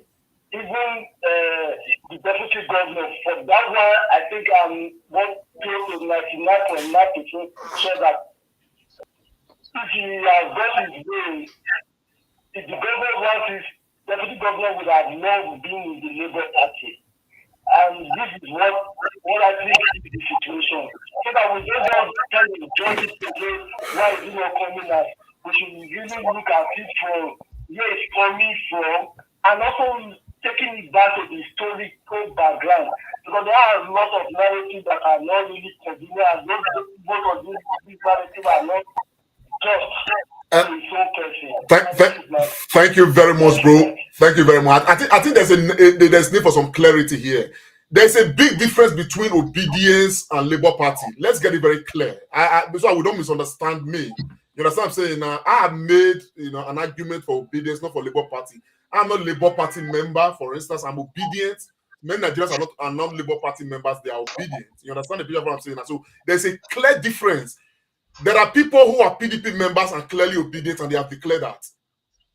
So, I mean, when I even spoke, I'm not responding to Governor Obasake as a matter of fact. You understand what I'm saying? I can believe very strongly that, Obasake appeared to be, in his argument, appears to be tilted toward the obedience because he speaks to justice. You understand that Nigerians today are tired of, the status quo and they want change. And to me, to that extent, that reasonably is obedience. Okay, but there are clear distinctions between being obedient and being the Labour Party. And today, any Nigerians obedient must align with the present state of Nigeria, the mood of Nigeria today, which is mobilizing, you understand, whether you are doing it publicly or secretly, it doesn't matter, but mobilizing massively for Peter Obi to become president of Nigeria, because that is where the truth lies. Yeah, I think just before that, Dr. Tony Agbons, if you allow me, how did we miss this? Comrade Lante said something very important. You don't need to leave your party to be obedient. I think it's on that note that we need to congratulate the this caller. I think I'd like to expand on that. Let's say this caller. Let's take the call. Yeah. Hello, sir. Good evening, sir. What's your name and where are you calling from? My name is Rosita. I'm calling from Sweden. Go ahead, Mr. Rosita. Okay. I love this very program because we are talking about our own country. When it is good for everybody from Nigeria. The P2P movement is doing something called unifier in Nigeria now. You can see everybody is turning up to make Nigeria work. Before, there is a division in Nigeria, but now there is a love within everybody, within region, within society, everywhere in Nigeria. We don't care where the person is, where P2B is coming from. Everybody wants Nigeria to work again. You can see the love. When the hand of God is in something, you know that there is something different in that thing. P2B is the divine call for Nigeria. And you can see problems everywhere. In PDP, you can see problems in APC. It's only Labour Party that there is no problem. Even all these parties, they want to bring a problem. God block it. Because the hand of God is upon Peter Obi, working with him. I strongly believe that Nigeria 2023, on that day, the road is going to be filled, dancing for victory on that day. I'm sure, I'm very, very sure, because what I'm seeing, I've not seen before in my life. Thank you very much, sir. That's the most we can take now because we are running out of time. Over to you, sir. Yeah, thank you very much. Yeah, Pharmacist Remiran, go ahead. Yeah, I know we are short of time, but I was just saying, how did we miss it? I just wanted to say that line because of what Correlante was saying, that you don't need to leave your party to be obedient. Obedient is a movement. And I think on that note, we need to congratulate a young man who has taken his destiny by his hands and made a very strong statement the week just passed. No other but Ogbede Ifeanyi Isibo, who is a strong man of the PDP, but has come out to say that he supports the obedient movement. I think such should be congratulated. And just to say that, Lante, you are well within your right to say that, and you are very correct. I just wanted to put that through. You can remain in your party and you believe in the movement. Obedience is the movement. You had a caller from Nigeria. This is a Nigerian number. Okay, let's go. And I'm very surprised that we have not had any call from a woman. Oh, we have lost the call. We have lost the call. So I don't know. We have not had any thought of a woman at all in this. Yes, we used to on this program, so we have to investigate that. Obedient Comrade Remira, please conclude your statement, my brother. Yes, so I was just saying that we should always celebrate them. If you don't believe in your party, you don't want to leave, but you believe in the candidature of Peter Obi, what are you waiting for? Simply come out and let the world know that you are obedient. That young man is a Diaspora mobilizer, youth wing of PDP, but yet he came out to say that for presidency, he believes seriously that Obi is the answer. And I dare say, Edo not the carry last, that man is a tested and trusted Benin man from Edo State. We say it as a people. You know, Ogbede Ifeanyi Isibo, you want to take this caller? Yeah, let's take this call before you go. Let's take the call. Hello. Nigeria call is we've lost the call. Yeah, yeah. Go on. You were saying something about Ogbede. I just wanted to add that Mr. Ifeanyi Isibo, Ogbede, it's not just it's not just a PDP member. It's a very strong stakeholder of the PDP. He has contested twice under the PDP platform. You understand what I'm saying? I was very proud of him when I watched the video. And I thought that's a very exemplary. And many people can take a cue from that. And, and because they are giving a redefinition, the proper definition to the obedient movement. You understand what I'm saying? Now, obedience is not about a political party. It's about a resolve to change the status quo as far as Nigeria is concerned. There's a caller. Yeah, we take it. Hello. Hello. Good evening. Please, what's your name and where are you calling from? Yeah, my name is Christian and I'm calling from the UK. Yeah, I'm calling from Leeds. Go ahead, Mr. Christian. Good to have you on. Yeah, number one, to be honest, I just want to first of all appreciate all of you there. I don't know, I just called just to appreciate you and your team because I know when you started this something, when nobody was even interested, when this tempo has now risen to this level. When nobody was, I knew when you started this thing and you were very consistent. Like, I don't know how to appreciate you. It actually means the people who are like interested in Nigerian projects. It's not about anything, just to appreciate you for this type of the mantle you have taken and your team. You keep on preaching this thing. This thing has united all of us, even in the UK here. All of us who go to work as students, as workers from Nigeria, Igbo, we are like. Everybody will tell you I'm obedient to something. There's a kind of harmony. This is spiritual. I just want to say it's spiritual. It's not ordinary something. There's a spirit behind this movement. There is a spirit. Yeah. You know what I mean? So it's a spirit. Thank you so much. Thank you, sir. I appreciate that, sir. Thank you so much. Yeah, that's a very inspiring call there from our brother Christian from Leeds in the United Kingdom. I think for me, I know I've been anchoring this program. I've not said much today. I just want to align with my fellow obedient here, obedient comrade Oriaki and obedient comrade Iremira. The Labour Party and the obedient movement is not the same thing. So let us, create that boundary. And a movement transcends political party affiliation and other personal interests and considerations. So we believe in the obedient movement, and we believe that the obedient ticket is our only vehicle to a new Nigeria. It is our only vehicle to reset Nigeria. It is our only vehicle to rescue Nigeria. It is our only vehicle to change the current status quo. It is our only vehicle to change the suffering, the hardship. People are tired of being tired in Nigeria. And that is why Nigerians have come together from the north, from the south, Igbo, Yoruba, Hausa, Edo, Ibibio, Kanuri, wherever we have come from. Like most scholars have said today, and we have decided that enough is enough.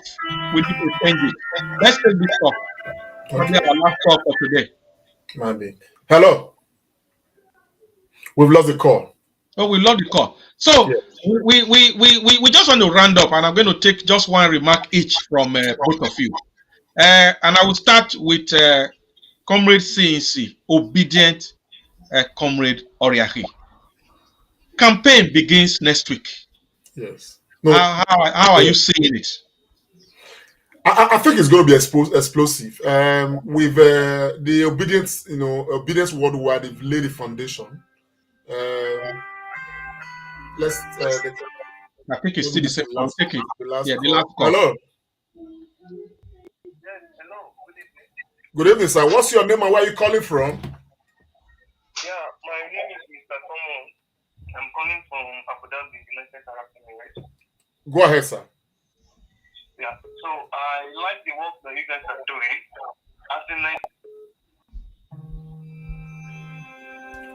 Another call just came and took over his own. Yeah, took over, yes. He was direct. Hello. Hello. Please, can you tune down your volume of your device? Intercepting each other. Yeah, there are a lot of calls coming in. Too much. Hello. Hello. Hello. Hello. Can you hear me? Hello. Hello. Good evening. Go ahead, sir. Okay, we were with you before. Go ahead, sir. Okay. Yeah, so just like I was saying, as a Nigerian and as a proud Nigerian, anyway, the way they talk about Nigeria, even some smaller African countries who are not even meant to be talking about Nigeria, they talk about Nigeria. They discriminate, they talk down at us just because of our leaders, our government, the corruption in Nigeria, the status quo. So I like the work that you guys are doing. Irrespective of our political party differences, as a concerned Nigeria, who has a Nigerian at heart, who understand the way things are going in Nigeria, we all are supposed to be concerned. So party or no party, we are meant to support the right candidate who we know can liberate Nigeria, can put things right, can set things right, because a lot of things have gone back. So there is no need for we to be standing against the party instead of standing against our conscience and our country. So I think what you guys are doing is very good, and you guys should keep it on. Thank you. Thank you, sir.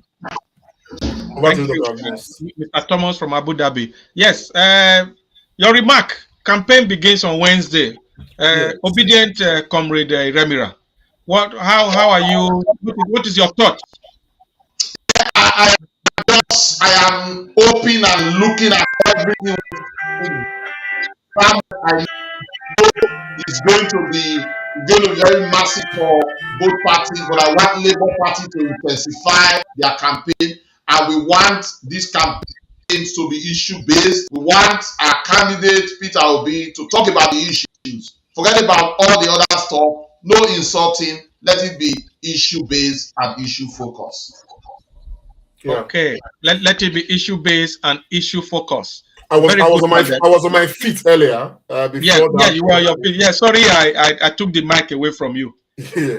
But sorry, I think for me, campaign is starting. I think we're not going to see too much. We're not going to see huge changes from what we already have. Actually, I'm not expecting a huge change, but consistency, having these rallies more, but focusing very strongly on the micro rallies. But that's what we are embarking on in Edo State now. We are targeting our rural areas, the villages. My team, for instance, my own, our team, the Comrade Show team, is already going to be moving from village to village, sensitizing people, organizing small rallies in villages. And I think that, the Obi Dati, I know they are taking that into consideration. While we are looking at the big rallies in major cities and all of that, there's a lot. We have so many votes in those villages, that don't necessarily come out to the towns, where we can be organizing small rallies here and there. So I think it's going to be very effective. And I think that from what I hear, the readiness of the Labour Party and, of course, the Obi Dati team, of course, we keep the trajectory, and Nigerians will be more, of course, will be more, soaked into the obedient movement even more while the campaign begins officially. Thank you very much, Comrade, Obedient Comrade Oriaki, and my brother in the house, Obedient Comrade. Sorry, somebody's making a request. Okokoni said, can Comrade Show allow extra time for today's discussion as more people are on the line? Okay. Yes, if somebody is going to make a call, please make a call. Yeah, we will allow extra time and calling. But while we are allowing that extra time, we can round up at 7. 7. Yeah, we can round up in the next 15 minutes. We can round up. So, okay. So based on popular demand, this is a show for the people, by the people, and everything for the people. So we will add some extra time to the democratic show. Very, very democratic. Yeah, we are not autocratic at all. I was just going to say something as part of, the whole narrative. Something, very huge happened yesterday when one of our own, very much a member of the BOT of the Comrade Show, something like the first of its kind, at the Edo National Association Worldwide, ENO. And they are holding their convention in Las Vegas in the United States. Our own Dr. Loretta Oduware Ogboroko. She was the first female keynote speaker at this, very great event. Last night, UK time, it was in the morning in Las Vegas. And she gave a very powerful speech, touching on promoting education through our cultural heritage. In Edo State. And the Comrade Show did beam that speech live yesterday. It was a big one. So, by way of a recap, I'm coming to you now, Comrade, Obedient Comrade Remira. What did you make of that speech by Dr. Loretta Oduware Ogboroko last night? Thank you very much, Obedient Dr. Tony. I think in the last 2 to 3 years of my close association with you, I've come to learn something, and you say that everything good should be celebrated. I think yesterday was historic. It is important that we celebrate our own daughter, our own friend, our own reliable comrade.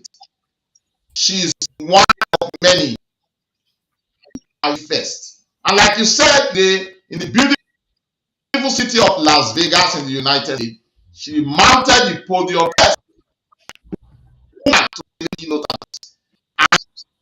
and the Comrade Show, I want to say to you what you did. About 9:30 yesterday, we came out to bring that story and that keynote address live. It was indeed packed. I was surprised because I know Loretta as a strong Amazon. That keynote address was baited with powerful words, instruments that will serve our country, and indeed those states in the right place. She talked about education. She talked about the girl child. She gave a serious history about our being a and a daughter from that noble family. Not about our own immediate family and our personal contribution and contribution to the growth and development of the unity of our country, Nigeria, through education, through humanitarian service, and indeed that we shouldn't forget our culture. She has that we should show love and don't put ourselves first, but put the community first. It was a one, and it was a glorious day for the Edo National Association worldwide. So I say kudos to Dr. Loretta. She continued to remain exemplary person and a good example guide. I'm looking forward to welcoming her back to the United Kingdom. But I think our keynote address was well delivered. And for our viewers, if you have time, you can check the program yesterday to get a proper, to see a proper speech and what we did about it. But and to her. Yes. Thank you very much. Thank you, Comrade Remira. Comrade Oriaki, you were in the studio last night when we were streaming that event live. So what is your comment on it? You know, we already discussed this a bit yesterday. I thought, you know, first, kudos to Dr. Loretta, but big kudos to the organizers of the event. And I think, honestly, that we need more of such events where, you know, people who know where we should be coming up to speak to the issues that Loretta spoke to. Because even the Bible says, iron sharpeneth iron. It says faith cometh by hearing and hearing by the word of God, which means that if we don't hear, we may not have the ingredients of faithfulness. You understand the picture of what I'm saying? But most importantly, as you know, an obedient comrade, I drew so many allusions from, you know, her depositions, and of course, I could draw very close similitude between the points she made on the girl child, on our cultural relevance and the need for us to uphold, preserve, and promote our culture, on the need to be transparent with the things we are doing and be dedicated and consistent. I drew all of those allusions, and they are all closely akin with the, you know, Peter Obi, you know, today, and the things he represents, the things he talked about. And so while he was making, you know, that speech, you know, and very, very well localizing it, personalizing it to the people listening, we could see, you know, beyond that micro state, we could see a bigger picture with what Nigeria can be if what she has talked about is fully implemented by, you know, Obi himself, based on what Obi promises Nigerians, you know, and all of that, what Obi is promising Nigerians is going to do, and with our support as Nigerian people, believe me, it's going to be glorious for the nation, and of course for every Nigerian, because at the end of the day, there's cultural relevance to it. There's the importance of, you know, uplifting and helping those that society, you know, probably have, you know, majorly denied. You understand what I'm saying? And the get child is a major focal point that we need to focus on. And it's only a responsible government that can understand this and have that focus. Our languages, Edo language, for instance, is fast being eroded by so many, you know, contending issues here and there. We need to re-embrace that, get our own languages back to our schools, so that we can begin to. I mean, when we go to school, we had the option of studying Yoruba, studying, you know, Edo language, studying different things. Some of these things have left our schools. When we need a government to come up with these policies, because these policies are germane, they are important, they are very local policies that we, you know, build our identity and make us who we are properly. And Obi is a man that we trust that will definitely give focus and attention to some of these things that will further, you know, make Nigeria a better place for all of us. So I think that in the spirit of Obiism, Dr. Loretta deposited, even though we do not know yet where Dr. Loretta belongs politically, but she displays, you know, very good characteristics of Obiistic Obiism. And honestly, I drop my heart for her. It's wonderful. Thank you very much to both of you, Comrade Remira and Comrade Oriaki, for you know putting the summary of Dr. Loretta Oduware Ogboroko's keynote address yesterday. And like Comrade Remira have said, if you want to watch and listen to that speech, please check our Comrade page, the Comrade Show page on YouTube and Facebook. Yesterday, the 24th of September, is there and is recorded. You can listen to it. It was very powerful. And for me, you guys have talked about the language, you've talked about the education, you've talked about the unity, you've talked about the get child. What really stood out for me was the diaspora influence that she spoke about yesterday. When you want to take this call? Maybe the last one. I'll take the call later. Hello, sir. What's your name and where are you calling from? My name is John Bosco. I'm calling from Nigeria, River State to be precise. Go ahead. Yes, I've been watching this program. Honestly, it is awesome. But I just want to add a little to it.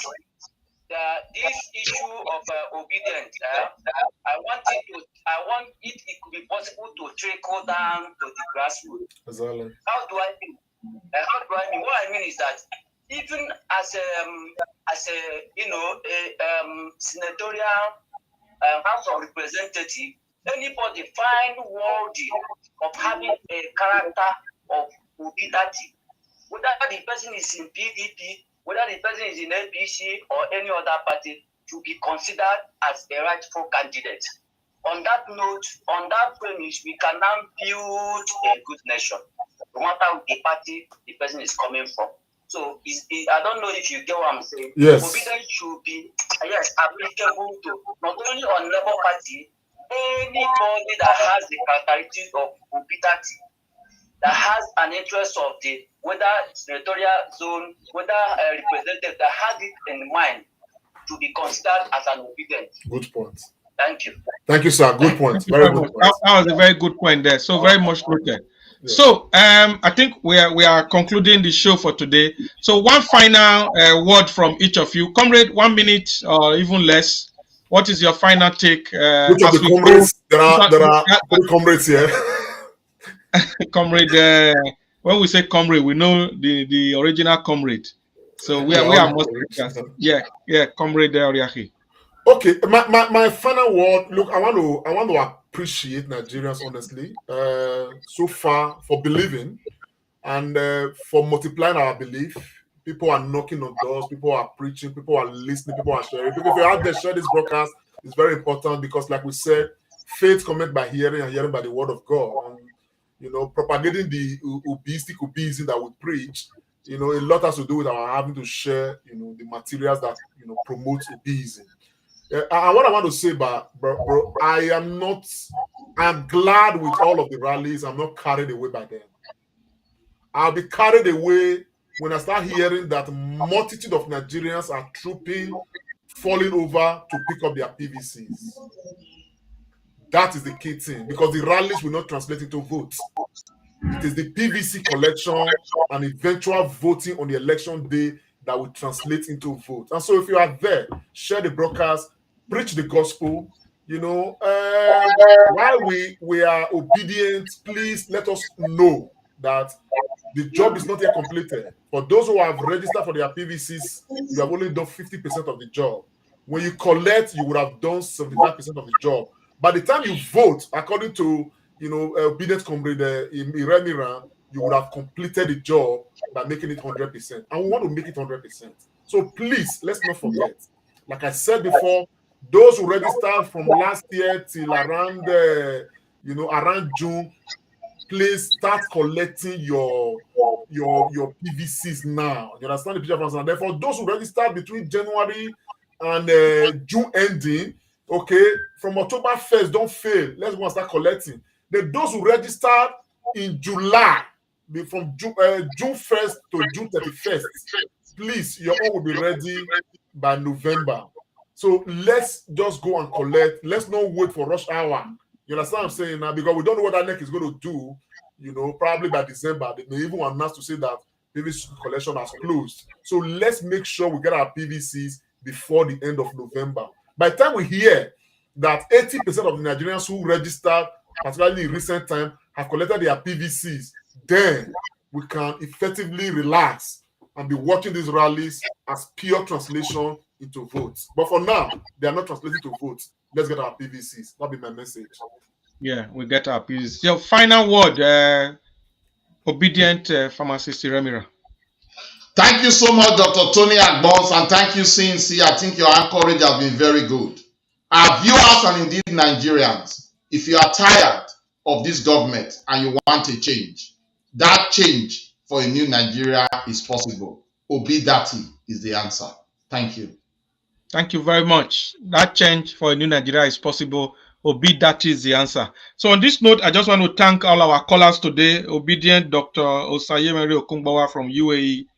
Our deputy living ancestor, obedient Bakari Henry from Italy, and all the other obedient that called in, our brother Chinedu from Israel, Joe from Toronto, Canada. I hope I called that one properly. There's a way they call that country, city. Matthew from Baghdad in Iraq, Okundaye from Holland, Anthony Ajibola Amoriyi from Germany, our brother Osita called from Sweden, Christian from Leeds in the UK, Thomas from Abu Dhabi in the UAE, and John Bosco, who called in from Rivers State in Nigeria. We appreciate you and all our numerous viewers and fans who were, dropping messages on YouTube and Facebook. Some we could not put out because there are so many, but we love you all. Thank you so much. It is because of you that we are here. Please don't forget to share this broadcast even as we are rounding up. And please, Nigeria will be 62 on October 1st. For a country that is 62 years, the challenge before us is that, are we where we should be? If the answer is no, why are we not where we should be? If you still cannot find the answer, then let us join this obedient journalism. Let's get on the Obidati vehicle. It is our ticket to bet a new Nigeria. We'll see you sometime very shortly. Bye from us. Just before you go, Dr. Tony Agbons, thank you so much. A bit of a shocker. Our viewers and indeed fans of the Comrade Show, something great will be happening this week, and I just want to seize the opportunity without any plan to let the cat out of the bag. On the 27th of September, by the grace of God, on Tuesday, our thinker, our indefatigable man, our brain box, our obedient and special doctor, Dr. Tony Agbons, will be celebrating a very unique day. I think it's inappropriate for me to allow this moment to go without celebrating him. So I just want to say on behalf of the Comrade Show, say a very happy birthday in advance to our brother, our friend, and our brain boss. No other but obedient Comrade Dr. Tony Agbons. His birthday comes up on the 27th of September. We shall celebrate him again on Sunday, but I think it's proper we do. Comrade Lante Ponsa, what do you have to say? What do you think about this, my shocker? I am surprised that you spilling but it's all right. I think we should just prepare for the day. Dr. Agbons, honestly, you've how do we describe Dr. Agbons? Let's just wait for the day, bro. But honestly, we thank God Almighty for life preservation, for coverage, for everything. If every Nigerian was half like Dr. Agbons, I'm sure that we will not be having this program today. Nigeria would have long been a better place, to be honest. It is with great humility that I find myself in this circle. Being able to call somebody like Agbons, Dr. Agbons, my friend, honestly, it's glorious. I want to say, bro, higher. God bless you. God bless your new age in advance. And we're going to have a big celebration by the grace of God. And because we've got to celebrate good things. And you are one architect of, celebration of good things. You promote good things, no matter how small it is. And neighbors already live. I am aware the mieki, you know. So there's an insect called munemune. I don't know what it's called in English. Firefly. Firefly, you know, it gives light at night. We used to play with it those days. The belief says that a munemune, you know, the firefly is able to still provide light for her neighbors, talk less of the day her own mother cooks a mieki or cooked a mieki. A mieki may not have English translation. Come meal. You know, you see, that's where he comes in. He's always able to provide some of those in the motors of the matters. My bro, God bless you, sir. We will celebrate you, honestly. Happy birthday in advance. I'm really humbled. Yourself and obedient comrade Remira and obedient comrade Ikonsa Oriaki. Always a pleasure being in your midst. You are great guys as well. So the viewers, on that note, they have shocked me. We'll see you again during the week and then next week Sunday. Have a blessed new week and a blessed new month.